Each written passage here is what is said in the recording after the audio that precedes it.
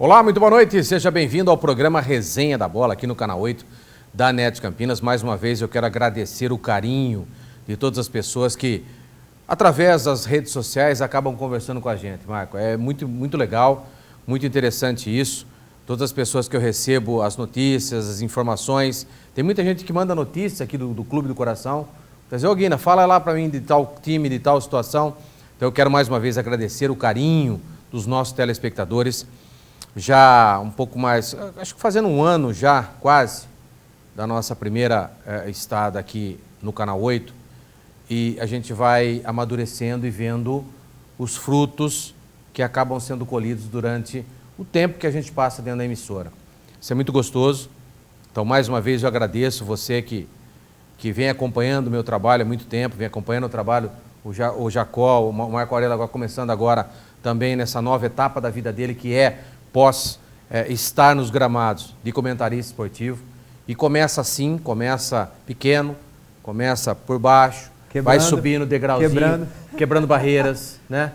Subindo degrauzinho por degrauzinho, para que um dia também ele possa ter a oportunidade de também passar numa emissora de bom nível, de grande porte. Eu tive a oportunidade de passar, fazendo um programa ao vivo, para o Brasil inteiro, programa em rede nacional. Então, eu acredito também, Marco, que você também terá a oportunidade disso e torço para que isso um dia aconteça. Zenon teve a oportunidade de começar com a gente, Veloso teve a oportunidade de começar com a gente, outros comentaristas também tiveram essa oportunidade mesma que você está tendo agora. Então, todo mundo fala, o Marco Aurélio humilde, trabalha direitinho, comenta certinho, tudo. Então, não só passa por essa situação, mas pela dedicação sua também, está querendo sempre aprender, a humildade principalmente, de estar aprendendo, de estar sempre galgando algo a mais e sempre subindo, degrau por degrau. Eu tenho certeza que você vai longe e eu me orgulho muito de estar fazendo parte dessa nova fase da sua vida, irmão. Eu que agradeço, Guina, pela oportunidade, né, cara? A gente sabe que tudo na vida é oportunidade. E uma coisa que eu aprendi muito na minha vida é a tal da gratidão. Né, isso é o que muito poucos têm, viu?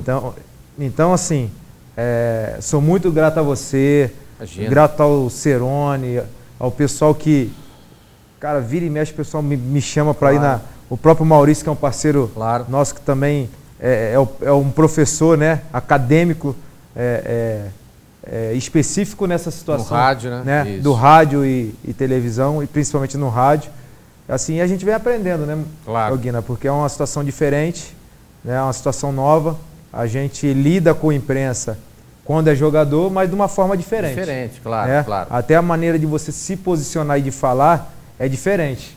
E depois, quando vem para cá, passa a ter uma visão diferente do que é e qual o papel da mídia, qual o papel do jornalista, qual o papel do repórter, do narrador. Se todos pudessem conhecer esse lado antes de serem jogadores de futebol, seria até melhor o relacionamento entre ambos, né? Seria, Guina. Eu acho que ia ter uma relação de mais respeito. Sem dúvida nenhuma. Aconteceu, inclusive, depois a gente até pode falar um pouquinho mais sobre isso. Teve algumas situações aí durante a semana, né? Quanto à fase da Ponte Preta. É verdade. Houve algumas situações que, inclusive, o pessoal lá da 1900, que foi uma TV, a rádio lá da Ponte Preta, que eu participei o ano passado com o Pedrinho, com o Corsato, com o Marcelo. Então, assim, com o Tadeu, foi muito legal. A gente tem ainda o grupo, né? Claro. Fizemos uma amizade bacana, pessoas assim que, como você falou, eu comecei realmente a fazer esse link, né, com a rádio e com a televisão. A gente até chegou a comentar sobre uma situação que houve perante ao diretor de futebol, que é o Gustavo Bueno, e algumas pessoas da imprensa, né? Na verdade, um específico, que eu não sei nem o nome dele, mas foi uma coisa que rodou aí as redes sociais e que por um ponto, né, eu concordei, mas por outro, tem sempre eu discordei um pouquinho. Positivos e negativos. Sim, sempre, né? Sempre. Então, assim, a gente, quando passa para esse lado aqui, a gente passa a ver um pouquinho com mais respeito. A moeda, né? Sempre dois lados, né? Não existe moeda de um lado só. É igual quando o jogador vira treinador, Guina. É a mesma coisa. Né? Você precisa ter, como treinador, como jogador, uma carreira, né? Ali, sem ter muitos altos e baixos, para que depois, quando você estiver do outro lado, você também possa cobrar e ter o respeito. Porque se você não tiver essa situação como jogador, como é que você vai depois virar um treinador de respeito e exigir respeito de alguém se você não teve quando era jogador? Perfeito, Guilherme. Eu acho que você usou a palavra certa, que é o respeito. Porque se você, quando jogador, você não respeitou o seu treinador, como que você, como treinador... Como é que vai exigir alguma coisa? Vai exigir alguma coisa de um jogador seu. Primeira coisa que o cara vai falar para você é o seguinte, pô, você quando era jogador você fazia, você não era assim, você não... Então, assim, essa parte, por isso que eu falo muito aqui, questão de perfil. O cara que para de ser um atleta profissional, um jogador profissional de futebol e passa a ser treinador, né? Ele tem que ter um perfil, principalmente no que ele fez quanto jogador, para poder realmente ele ser respeitado depois como treinador. Claro, também concordo com você. Então, mais uma vez, muito obrigado pelo carinho dos fãs, dos telespectadores que ainda reconhecem o nosso trabalho. Obrigado pelo carinho mesmo. Tudo bem que nós ainda não conseguimos atingir aquelas pessoas que nós sempre atingimos durante a nossa estada dentro de uma outra emissora, mas pelo menos aqui, ó, uma dica legal, celular, um tablet, um computador, as pessoas ainda podem assistir ao nosso programa e também os nossos comentaristas com credibilidade, que sempre foi uma marca registrada onde nós passamos, que foi a credibilidade. É a informação dada com muito respeito por quem está dando e a quem será dado, que é o torcedor. Isso é muito importante. Nós não simplesmente jogamos a informação aqui. Não, nós damos com detalhes, colocamos as nossas opiniões. Lógico, a opinião ela é dada individual e eu jamais cercearei qualquer tipo de opinião dos meus comentaristas. Jamais fiz isso em uma rede em nível nacional. Imagine agora estando numa outra emissora e também com outros parceiros. Jamais teria capacidade de fazer isso. Então aqui todos falam o que realmente pensam e o que realmente acham, principalmente pela experiência de terem vivido dentro e fora dos gramados situações relativas ao futebol. Então, obrigado mais uma vez pelo carinho dos telespectadores. Vamos falar bastante sobre Guarani e Ponte. O Guarani, sexta-feira, abrindo a rodada, né? O Guarani enfrenta o Ituano em Itu. Uma parada para muitos fácil, para outros, que nem para mim, dificílima. Porque se você vê o histórico, os últimos 2 jogos da equipe do Ituano foram complicados, principalmente na vitória contra o Santos. Verdade. E na própria vitória contra a Ponte Preta também. Então, quer dizer, são situações de evolução. E agora, num patamar como esse, faltando poucos jogos para o encerramento, os clubes já chegaram a um patamar que não o desejável, mas pelo menos 80% já estão. Então, muda-se com condições físicas melhoradas, a parte técnica também melhora. Com certeza, e principalmente a questão do ritmo de jogo, né, Guina? Claro. Mesmo aquela equipe pequena que vem treinando desde novembro, né, que é onde começa a se montar a equipe. Alguns já pensando até no Paulista, outubro. Até outubro, né? Então, a equipe do Mirassol mesmo começou muito antes. Porque disputam a Copa Paulista, né? Que já dá uma base, já pensando já no Paulista do próximo ano. Então, assim, chegaram num patamar de igualdade, né? Então, assim, o ritmo de jogo conta muito. Então, assim, principalmente a questão dos grandes, né? Que tem um período menor de preparação, mas a gente sabe, eu já tive em time grande, o up mesmo, né? O 90% a 100% é ali no começo da segunda fase para o final, que aí é onde o jogador está no seu ápice, aonde a equipe pode chegar no seu limite, porque é onde chega numa final, numa semifinal, então tem que estar no seu ápice para poder chegar na conclusão que é uma final e ser campeão de uma competição difícil como é o Campeonato Paulista. É verdade. Falando então de Guarani, o departamento médico começa a ser esvaziado. Por sorte de alguns clubes, a Libertadores de América e também Copa do Brasil esse meio de semana. Quem não está em nenhuma das duas, tem mais uma semana inteira para trabalhar. Para alguns clubes que estão remontando ou que trouxeram 80%, 90% do novo plantel, é ótimo. Se tem 2 semanas carregadas para trabalhar, aqueles que estão mudando o esquema tático de jogo, é ótimo, maravilhoso. O Guarani vem em uma ascensão enorme. Começou muito bem o Campeonato Paulista, precisa dar sequência a isso. Lógico que os jogos começam a funilar, o campeonato começa a funilar, os outros clubes também fisicamente começam a se igualar, então começa a ficar mais brigado, mais pegado. Mas o Guarani, como começou muito bem a competição, tem a possibilidade de, agora, dar aquela equilibrada na competição. E é justamente isso. Teve muitos jogadores, ainda tem no departamento médico, mas olha, Pablo, David e Giovani já foram liberados, estão trabalhando em campo. Serão opções para sexta-feira lá em Itu. Só que Giovani e o David, como se machucaram no último jogo, ainda são dúvida e o Thiago Carpini ainda aguarda um posicionamento da equipe médica. Como hoje já é quarta-feira e eles não treinaram nem um dia, eu acho que David e Giovani não vão para o jogo. Eu acho muito difícil, Guino, né? Mesmo sendo um período curto, né? Se for uma lesão, se for uma pancada, alguma coisa, você ainda consegue, né, voltar o quanto antes. Às vezes você até atura uma dor, e você vai para o jogo, até dependendo da fase que é o campeonato. Claro. Né? Já é uma fase de definição praticamente de quem agora vai classificar mais. E quem vai ficar fora da classificação. Então o que acontece? O Carpini tem tido esse problema desde o início do campeonato. Verdade. Não é só de agora. Né? Ele perdeu o lateral esquerdo titular logo no início, depois, parece que 2 rodadas depois começou a perder jogador e se criou um número até considerável dentro do DM. Mas à medida que vai passando o campeonato, uns voltam, outros entram, e isso é normal. Mas assim, eu acho muito difícil esses 2 jogadores estarem por não ter treinado durante a semana. Até porque ainda não se sabe e aguarda-se ainda o resultado de alguns exames para ver o grau da lesão. Né? Bruno Sávio também volta, então é mais uma opção, mais um jogador de opção para o Crispim, para o técnico do Guarani. E aí, tendo essas opções, vai ficar muito mais fácil para o Carpini trabalhar com essa equipe para sexta-feira. Se fosse continuar com todas aquelas 6 ou 7 situações de contusão, ele teria dificuldade de montar esse time. Por isso que eu acho que o jogo é muito mais difícil, porque você perde uma espinha dorsal muito importante.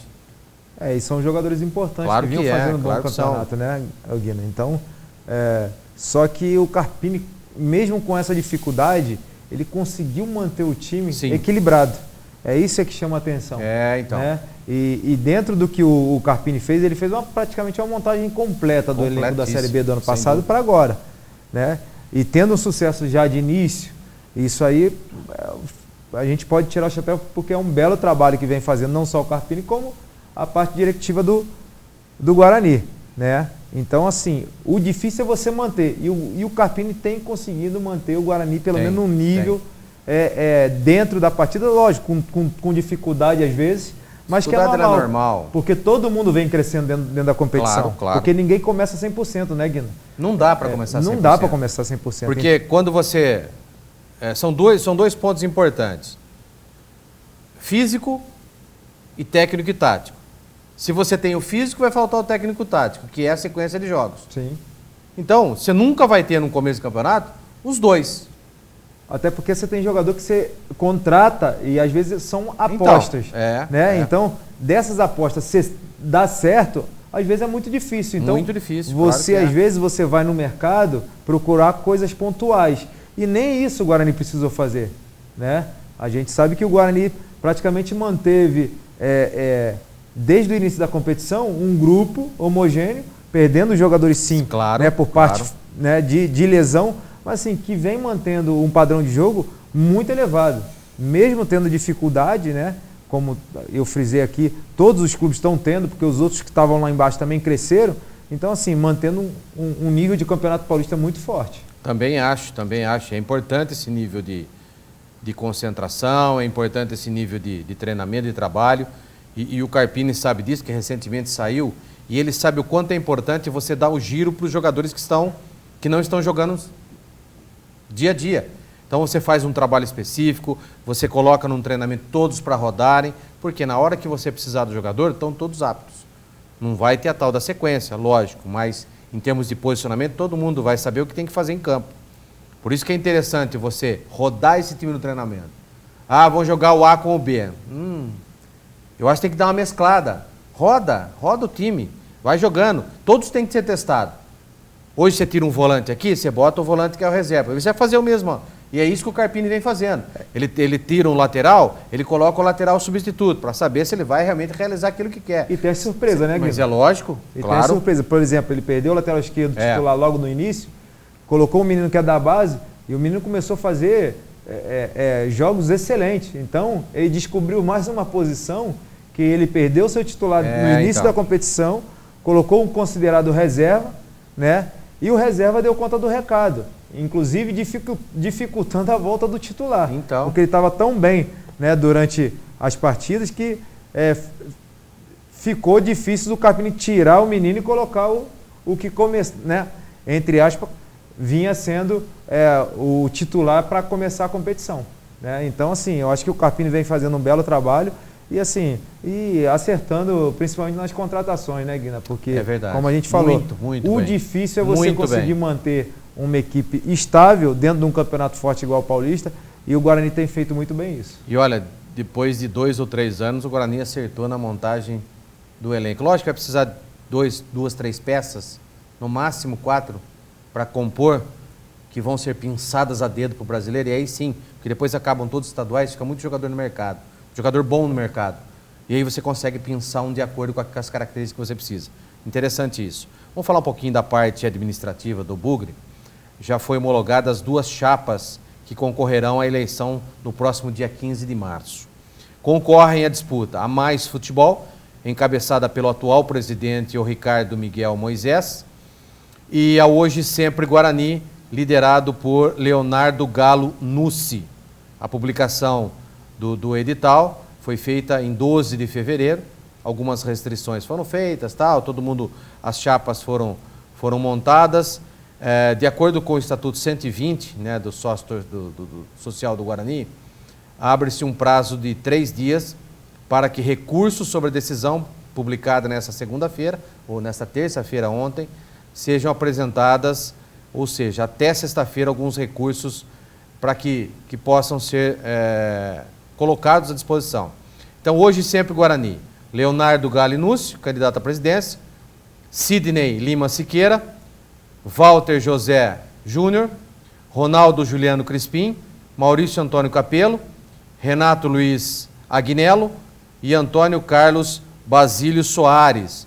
Na chapa Mais Futebol, o atual presidente, candidato à reeleição, o Ricardo Miguel Moisés, o Anailson Batista Neves, André Marconato, Felipe Ramos Roselli, João Alexandre Moreira, Marcos José Lena e o Rubens Vicente Júnior.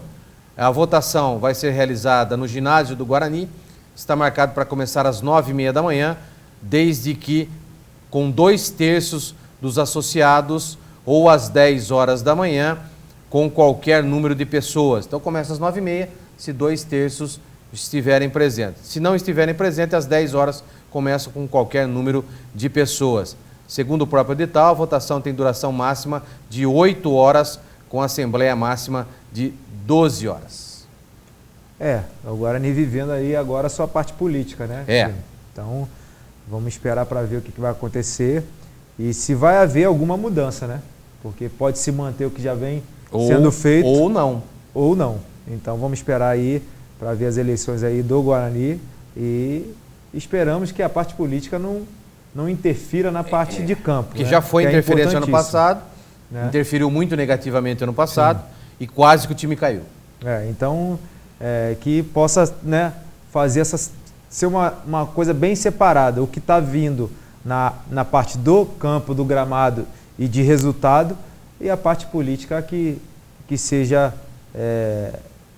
feita separadamente para que isso aí não venha atrapalhar a parte de campo. Verdade. Podem votar sócios do Guarani que sejam titulares há mais de 1 ano, tenham mais de 18 anos e que estejam em dia financeiramente com o clube. A votação será individual, secreta e pessoal. Não é permitido o voto por meio de procuração. Certo? Última informação do Guarani, então, para a gente encerrar o primeiro bloco. O Guarani regularizou o zagueiro Vitor Mendes, que veio do Atlético Mineiro. Já saiu no bid, está à disposição do Carpini. Rápido intervalo, logo após as mensagens comerciais estaremos de volta rapidinho.